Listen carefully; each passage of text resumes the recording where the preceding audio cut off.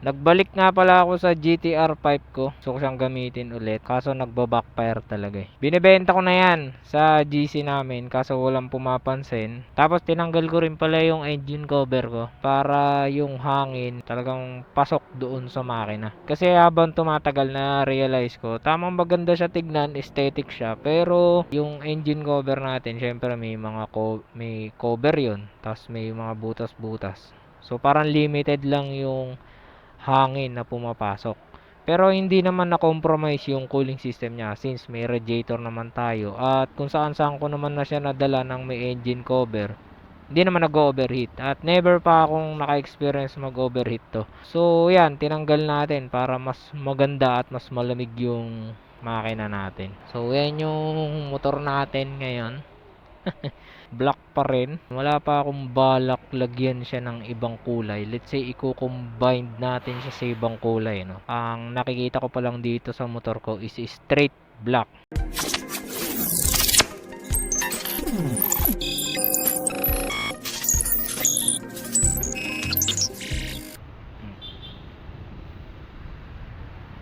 Welcome on board mga boards. Magandang araw sa inyo. Hi, bumabackfire yung motor ko. Gamit ko pala ngayon yung aking GTR 5. So time check tayo, 3:57 AM. Pupunta tayo ng Tarlac Circuit Hills dahil manonood tayo sa track day ng Gaspol event. So may mga ilang tropa tayong nandun. Maglalaro sila pero syempre tayo, first time ko lang pupunta ng track o sa racetrack, ano. So nood-nood lang muna tayo ron. Di muna tayo maglalaro kasi yung skills natin pang ano lang, pang DRT lang. Kasama ko yung kapatid ko. May ilang kasama lang kaming imimit dito bago pumunta ron. Balik ako sa inyo kapag maliwaliwanag na. 5 na kaming magkakasama at nandito na rin pala kami sa ano, Kalumpit, Bulacan. Yeah, rolling na kami. Papunta na kami ng Tarlac Circuit Hills. Pero ewan ko kung mag-stop over to para kumain. Pero sana mag-stop over, no? Kahit lugaw man lang. Para pagdating doon sa venue, nood-nood na lang. Yun yung mga kasama ko, yung kapatid ko. Si Andre, si Arlo, tsaka si Vince. Alam ko mayroon ding mga tropang naka Winner X na maglalaro sa Tarlac Circuit Hills. Try natin silang i-meet doon, ano. Daming nabiyahe ngayon, saan kaya punta ng mga to? Daming truck. Palit lang kami mga boards. Ayan, ito na yung arko.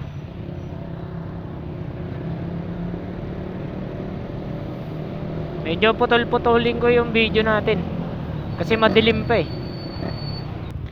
So dito na kami sa San Simon, Pampanga. Kakanan na kami dito sa Caltex. Hindi na kami didiretso dyan. So dito susundan na lang natin sila kasi hindi ko na alam yung daan papunta dun. First time ko lang dadaan ng nakamotor dito eh.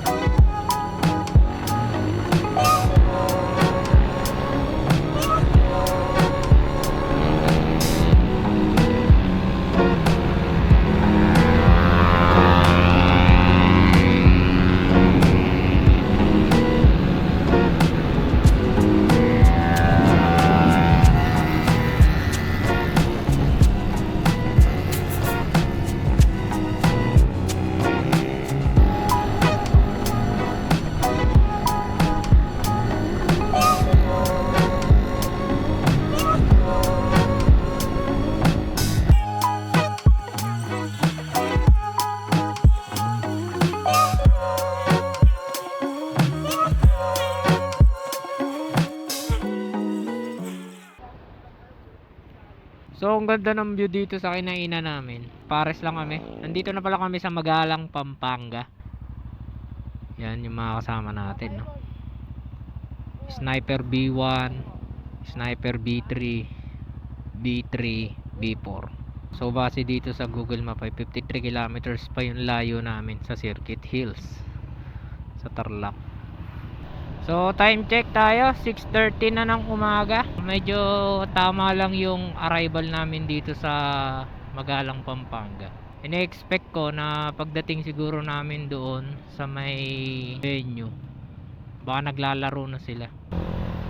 Ito yung kalsada na dinaanan ko nung nagpunta ako ng Monasterio de Tarlac. Mas maganda na yung kalsada ngayon compare nung nakaraang dumaan ako dito. Kasi ngayon kahit pa paano asfaltado, tapos nawala yung mga sementado na durug-durug. Nung nakaraan kasi nung pumunta ako ron ng monasteryo, sobrang hirap magpatakbo dito.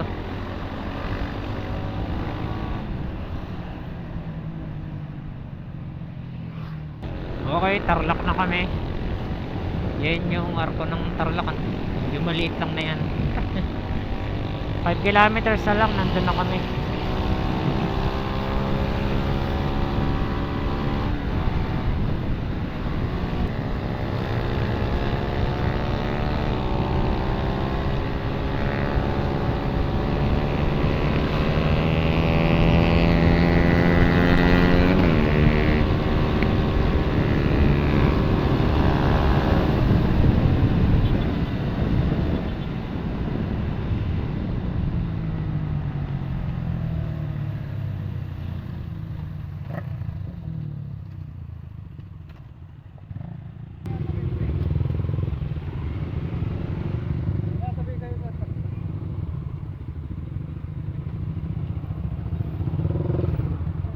Dito na kami sa gate.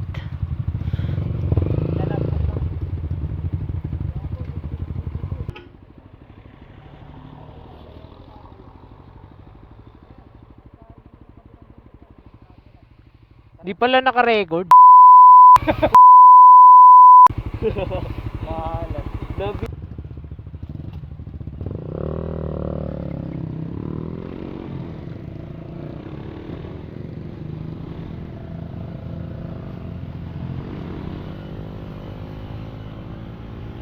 Ganda dito, oh.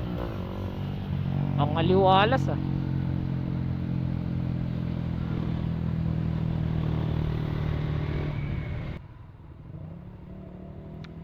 So magpa-park na lang kami, tapos pasok na tayo sa loob.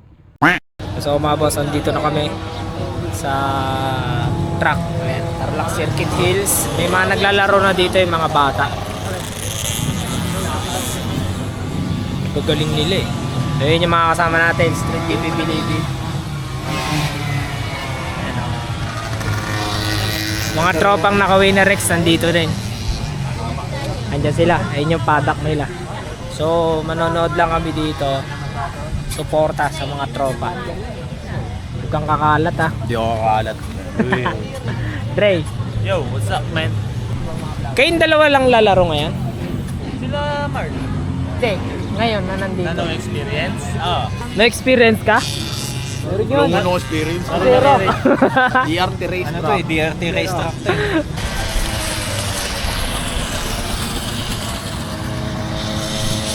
Franco, di ba kasali ka dyan?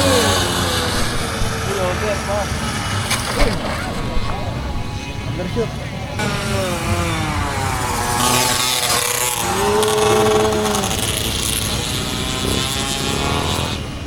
Galing pa yung bata sa akin, no? Oo nga, gabet lang. Ayun, no? Lupet. Ito pa. Oh, akala ko bubuhitan eh.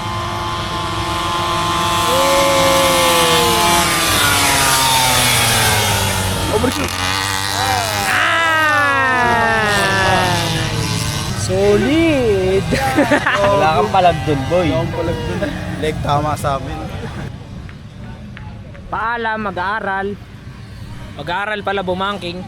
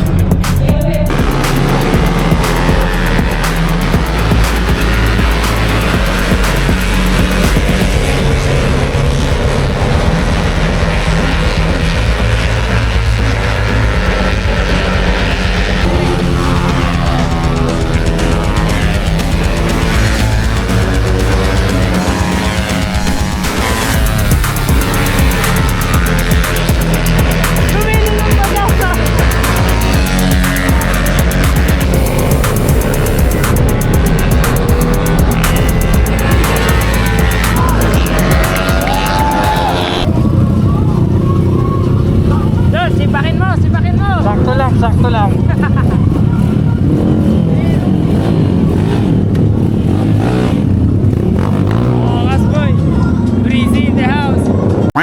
So, ayan, pauwi na kami. Hindi na namin tinapos yung laro. Kasi 4:30 na. Iiwas kami sa traffic since Sabado ngayon. Pag ganitong araw, maraming umuuwi na taga Manila.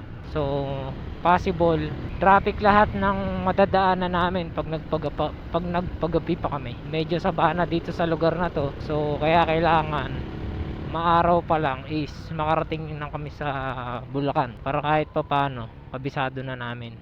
So bali kami pa rin naman yung magkakasama.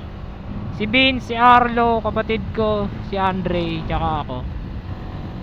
Kami pa rin. First time ko makapasok ng racetrack at first time ko din makapanood ng mga naglalaro. Kahit may mga beginners, no experience, amateur, advanced, pro, mga ganyan. May ilang mga professional din dun eh. Ang sarap nila panoorin kahit yung mga nagsasanay pa lang. Sobrang solid. Tapos nakaka-tempt din na maglaro. Kaso kung ikaw ay alam mo yan, kumbaga walang extrang motor or walang extra money, medyo mahirap. Let's say naglaro ka tapos ay hindi inaasahang pagkakataon, sumemplang ka, nagasgas yung motor mo, may nabasag sa motor mo, or worst is sumabog yung makina mo, yun, baka dun ka na mabigatan. Masarap maglaro ng racetrack kung ang gagastusin mo lang is gasolina, gears, gulong, maintenance ng motor, yan. Pero yung may papalitan kang bago dahil may nasira at nadisgrasya, yun, medyo mabigat-bigat na gastusin na yun. Pero syempre yung iba nga, kung passion talaga nila yung pagre-racetrack, di na nila iniisip yan.